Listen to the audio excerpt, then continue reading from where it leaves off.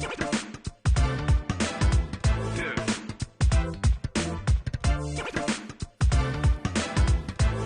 right.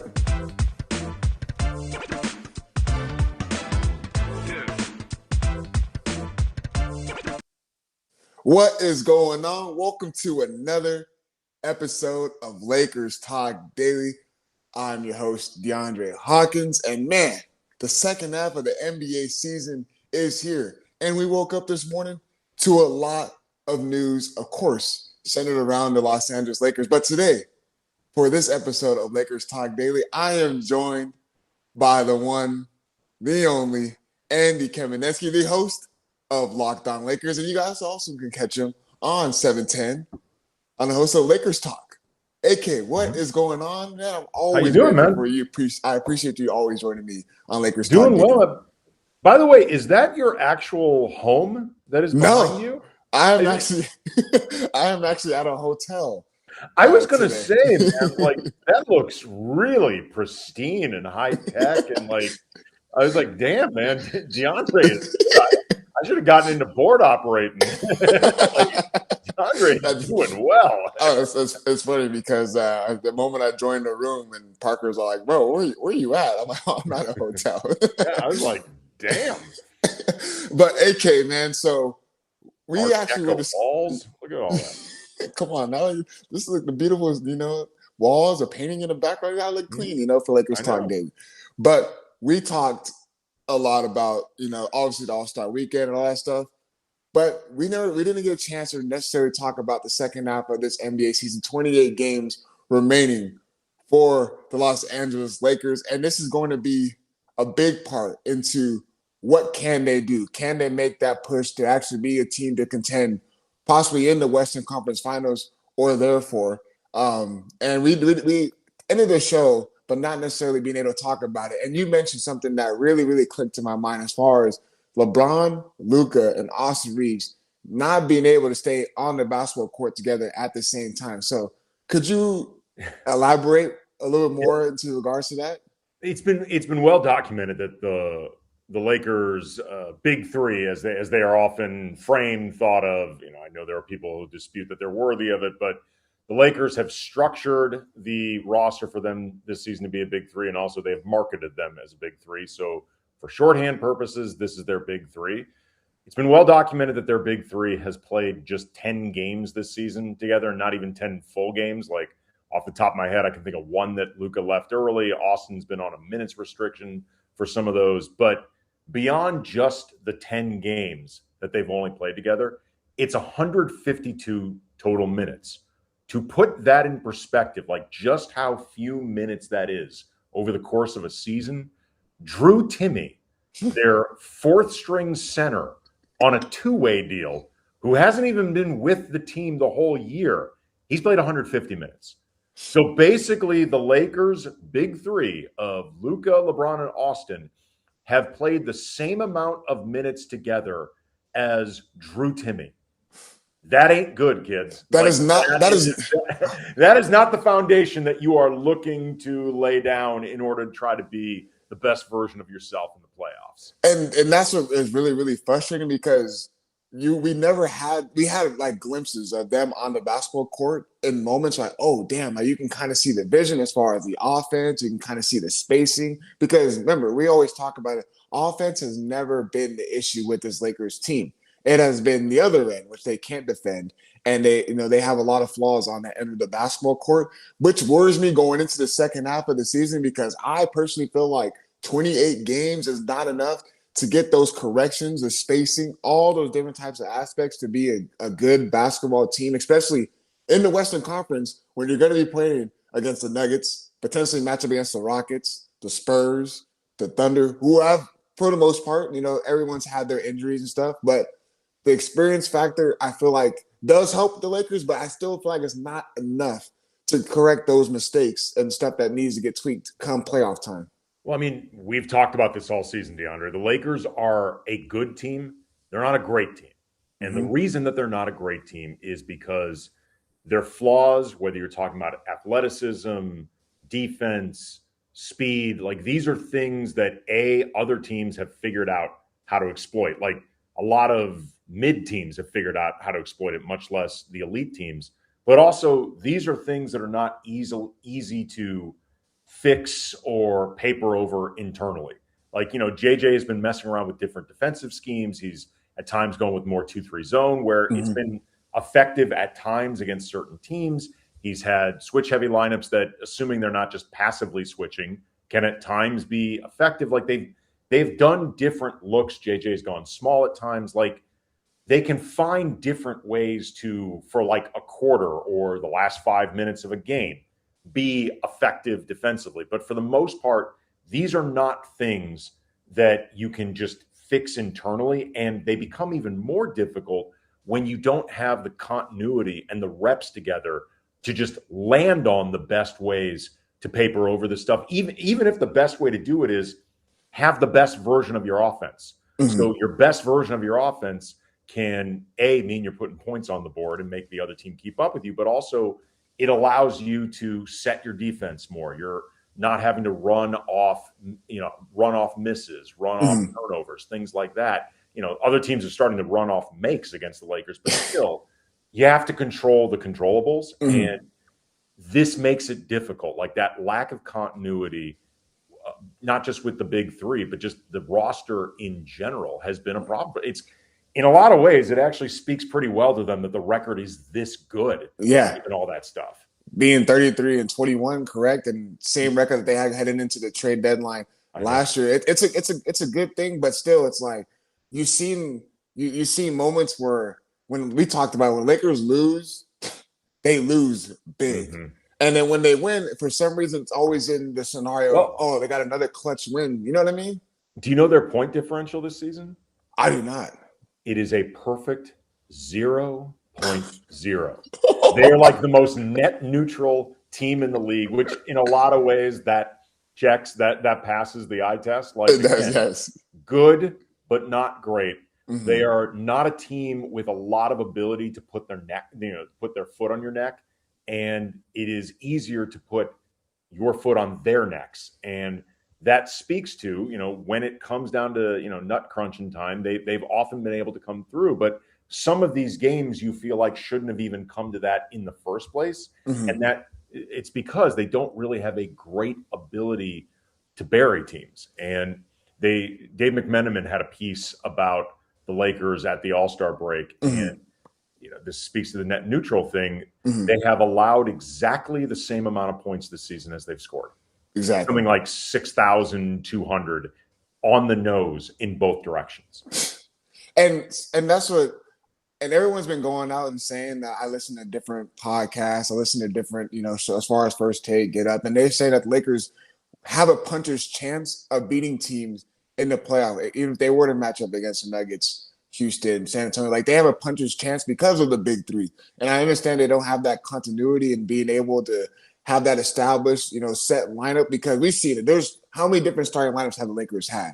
20-something. 20, and like compared to other teams who it's limited. You know what I mean? And you go and you start looking deep in the rotation, and like, I feel like that is the things that's going to hurt them as well, because realistically, who can you really trust off this Lakers bench compared to other teams? When it comes to playoff time, they can trust their guys deep in the rotation. You can trust Vanderbilt as far as giving energy and effort on defensive end of the basketball court. You can trust Rui as far as scoring. I know he can be inconsistent. He kind of hides himself in certain games, but I feel like his play does elevate. We see it in big moments in the playoff where his game does elevate. But realistically, and then Kennard, we haven't really seen enough of Luke Kennard. He's still trying to find a rhythm. He's still trying to figure out the spacing.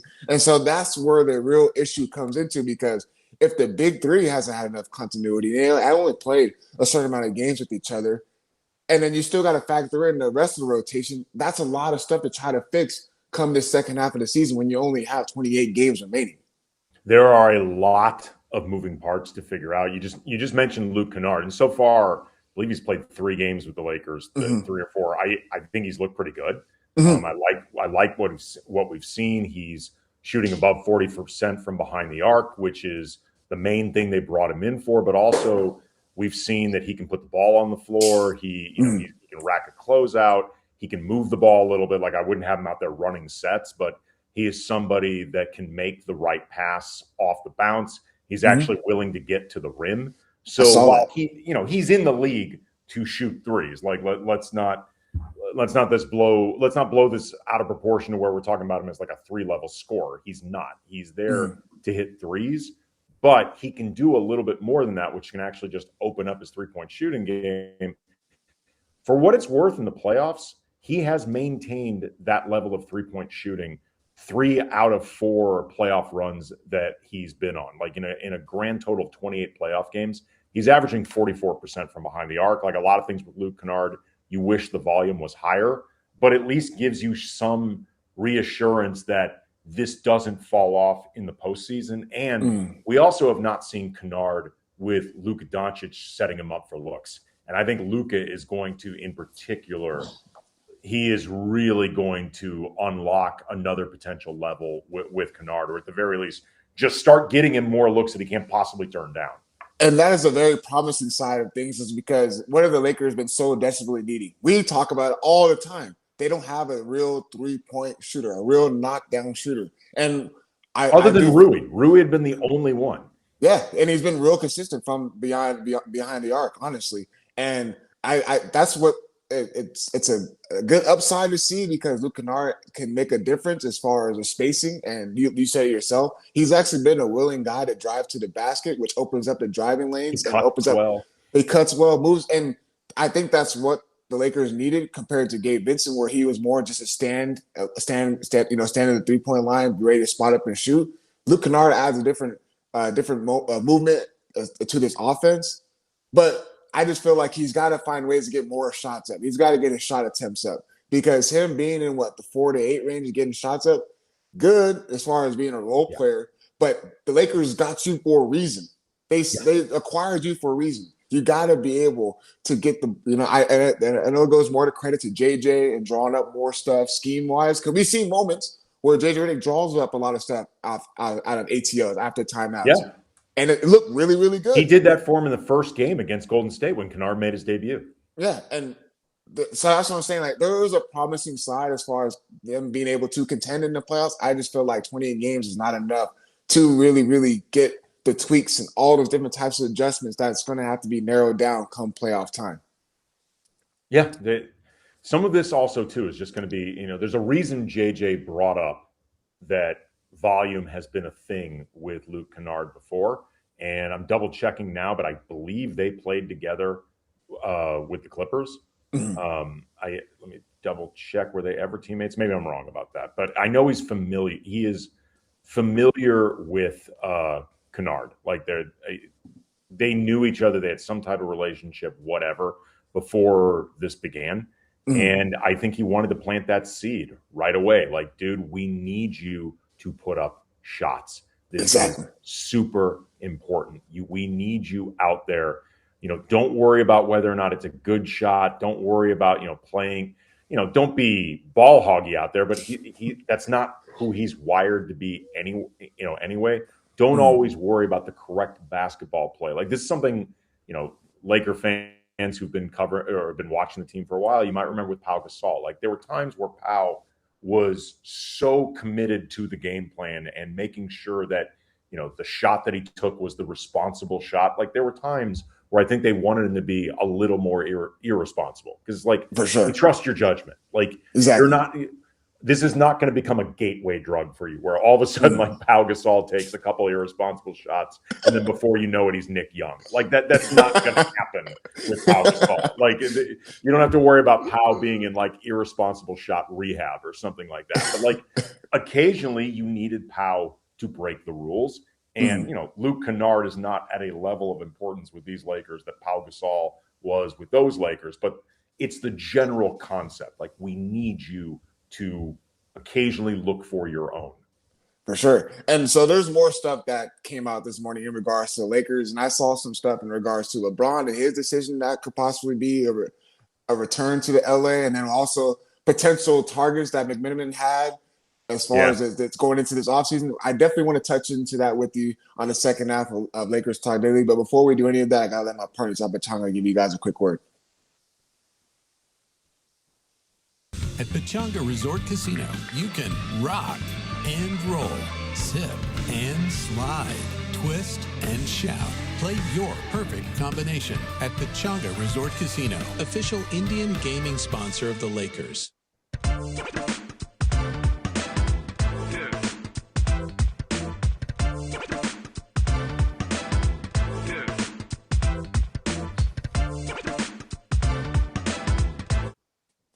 What is going on? Welcome back to Lakers Talk Daily. Of course, I'm joined by the one, the only, Andy Kamenetzky, your host of Locked On Lakers. And of course, you can catch him on 710 for Lakers Talk from 6 to 8 p.m. We don't know. We can never figure out what day we're going to be on because we just cover a lot of stuff on our flagship station on ESPN Los Angeles. But AK, so there was some more news in regards to LeBron James because everyone has been asking him the same question, and especially over the All-Star weekend, they had to ask him if he knows when he plans on retiring. And, he had to say, the line of, I don't know, you guys will know when I know. And he just wants to live. He just wants to live. He just wants to live. So with that being said, McMenamin had an article, and he made a report in regards to the Lakers reportedly want LeBron James to return to the team next season. And that if LeBron wants to play a 24 season, he will be welcome back in LA. And Pelinka declared this before the start of the season that he would love if LeBron James retired the Lakers. So we understand all that. With that being said, I do feel like if LeBron were to retire a Laker, we already know that he's going to have to take a pay cut because you can't let that ruin your goal as far as building around Luka Doncic and Austin Reeves potentially. And so I do believe that LeBron James is in the understanding that he will need to take a pay cut. But I do feel like if the Lakers do get in that lane and will want LeBron James to return, they gotta present a plan to him as far as, okay, we have no problem with you returning for your 24th season. I do believe if him returning to the Lakers is going to be him doing it himself as a retirement tour. I do believe it. I believe LeBron James is going to want a retirement tour. And he's earned the right to get one. But the Lakers can't let that affect what their future needs to be. And that is building the right team possible around Luka Doncic and potentially around Austin Reeves. And so that's where I'm at. I have no problem with him returning to the Lakers. I know a lot of people are off the LeBron, the LeBron legacy. They're off that. They want to see him move on, and they want to see them actually start building towards that step around Luka Doncic. What is your thought process on this? Yeah, I mean, it's interesting. Reading Dave's report, I didn't take it so much as they are looking for LeBron to return or hoping for LeBron to return as much as they are open to it.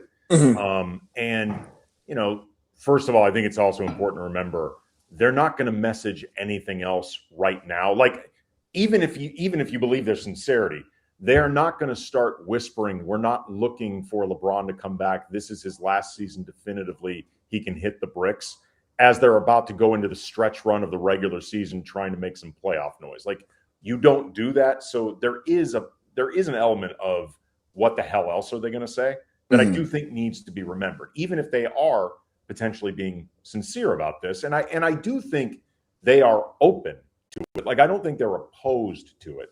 But I have sensed for a while that both sides, this relationship has run its course. I don't think it's a hostile relationship. I don't think it's an ugly relationship. I wouldn't even say it's a bad relationship, but I don't think it's as good as it once was. And I feel like both sides have kind of gotten sick of each other. I think both sides may also recognize they may not have a better option. Like, as far as the Lakers filling out the roster, LeBron's going to be taking a pay cut regardless of where he goes. Like, there's no team, there's no serious team that can pay LeBron $50-something million. Like, it's not a good decision from a roster building standpoint at this stage of his career. LeBron's not a $50 million player. I mean, it's just, if we're being truthful. There's only so much respect you can pay him, and he's earned the respect. There's only so much respect you can pay him, though, before you're actually cutting yourself out at the knees, and then nobody wins. I think if LeBron comes back, he has to be a secondary priority. Like, they have to first be looking at how do we build a roster of sustainability moving forward with Luka, presumably with Austin. But first and foremost, it's got to be about the pieces moving forward and like a 3-year window as opposed to prioritizing LeBron. Like, that's exactly. This is This is the first opportunity and maybe the most wide open opportunity the Lakers are going to have to really try to build the roster that they want around Luka. Mm-hmm. They cannot make LeBron an equal priority just from a purely practical standpoint. As far as the farewell tour goes, it's interesting. I'm not sold that he's going to have one. And that's not the same thing as me saying I don't think LeBron would want one. I think in a perfect world he would. I think he's absolutely earned it. I don't think it speaks to him as some raging narcissist if he wants one. But I think the problem, though, for LeBron, and there have been reports that his camp has kind of recognized this, it's very difficult at this stage of his career to truly plan it, like to plan for his availability. Like he opened the season missing 14 games with sciatica. And that is a reminder that at his age, where sciatica even is a thing, it becomes very difficult to map out 82 games in the pomp and circumstance of the 41 road games, or at least let's just say 20 of them that would be the last time you're there, and trying to make yourself available for that. And then you've taken into account back-to-backs. And if people remember Kobe's farewell tour, the compromise with that to make sure that Kobe was available to say goodbye to Charlotte and say goodbye to Milwaukee and say goodbye to everywhere was he often took off home games. And you can't do that in a serious playoff run type team, like a team that's looking to contend. There were no stakes to Kobe's retirement tour season other than keeping Kobe upright for game 82. Everything else took a back seat, including, by the way, developing the young players on this roster, which I think in a lot of ways didn't help guys like Julius Randle or D'Angelo Russell, Jordan Clarkson. I think those guys suffered a bit in the aggregate. They all ended up having good, long careers, but I don't think that was good for them in the moment, but it's what the Lakers chose to do. You can't do that for a team that's looking to go on a playoff run. All these games matter. And also, too, I think LeBron is cognizant enough to realize if he announces some farewell tour, that is going to take up so much oxygen. It could be seen as a distraction. It could potentially build resentment. So I am more inclined to think there's not going to be a formal farewell tour. Teams may acknowledge LeBron in that last season if he announces that it's his final one, anything like that. They may do it on their own.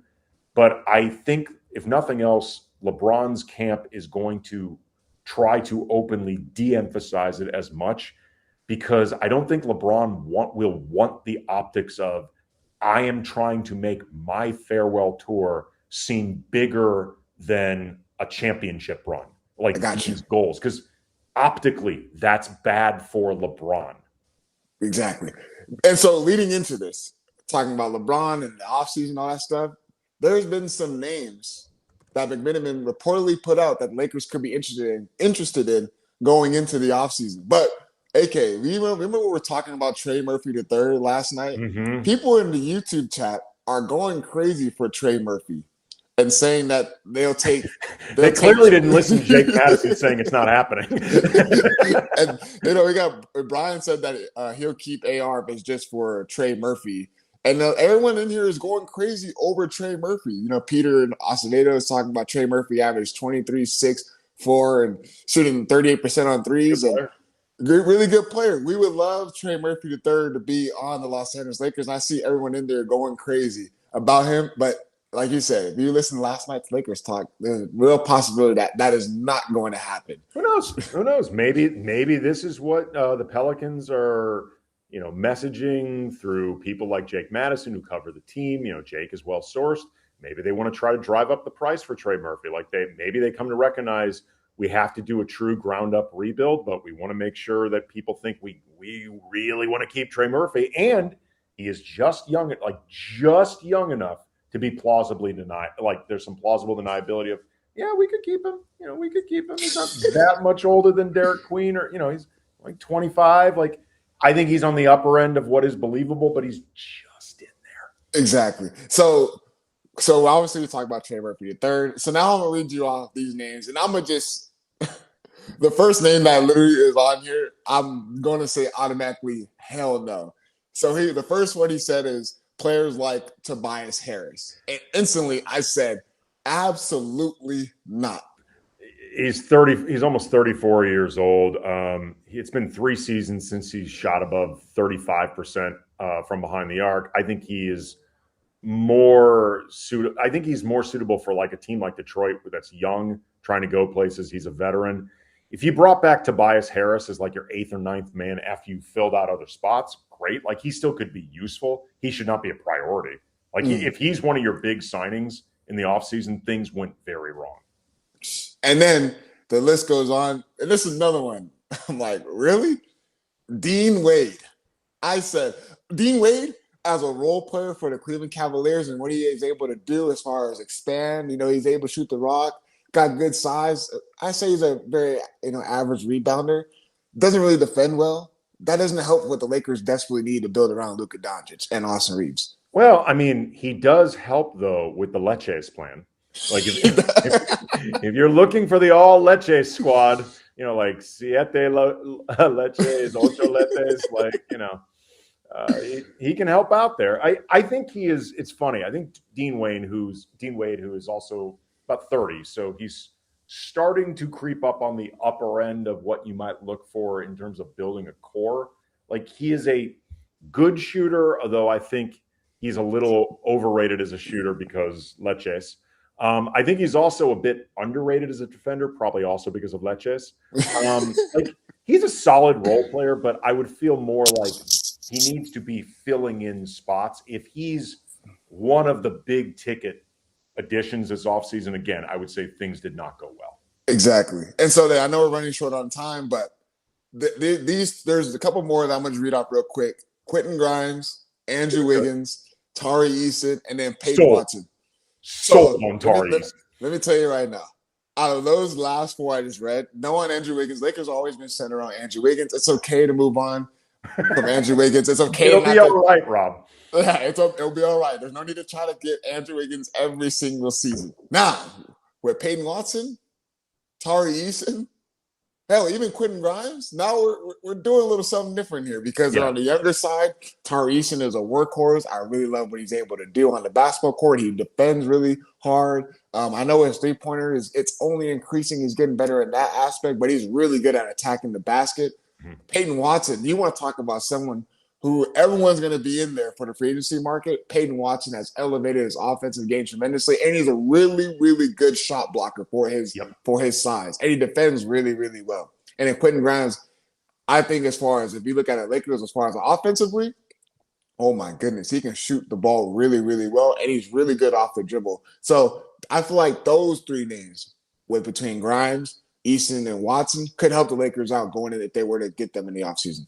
Yeah, the complication, I don't remember off the top of my head if Grimes is restricted this offseason, but I know Watson and Eason are. So that always gets, I mean, I'm pretty sure Eason is. I know that Watson is. That gets into tricky territory where, you have to put out the offer sheet and wait that out. And in the meantime, your cap that you put out for that offer sheet gets it's frozen while you're waiting out the decision on Houston to match whatever offer sheet. And I'm willing to bet that whether Eason, they say yes or no, they're going to make the Lakers wait it out because it's in their best interest to keep the Lakers idle to some degree until they make their decision. And then you also, with restricted free agency, you always run that risk of having to overpay guys because that's the way you can get a team not to match, particularly when that team is the Lakers. Like for Houston, I think especially Denver, to let one of their guys go to the Lakers, you are going to have to pony up. Like that is going to cost. That being said, though, I do think Eason, Watson, Grimes, who I don't think would cost as much as either one of them, I think those guys could be good additions, and they fit for a future forward build. And that's the thing I really like. And whether you're talking about shooting, whether you're talking about defense, athleticism, youth, speed, they check a lot of the boxes of the things that you need to put around Luka Doncic, but especially if it's Luka and Austin. Like, Gotcha. you need to put stuff like that around those guys. I totally agree. And I know you got to get going because you got to get ready for a Mason and Island. Emily's going to kill me. I got to get going. She's about to kill you right now. But as always, I appreciate everyone tuning in on the YouTube chat. AK, thank you very much for joining me. By the way, Brian in the YouTube chat said that he had sciatica, and he takes back everything he said about LeBron James. He said it is painful. I just want to get that one in said, there. I would never wish this on anybody. Like, exactly.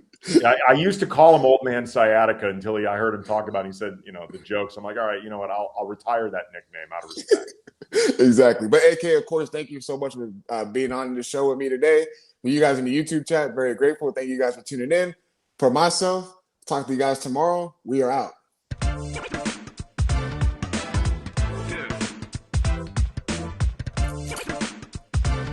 All right, AK, thank you, man. De nada, man. Anytime.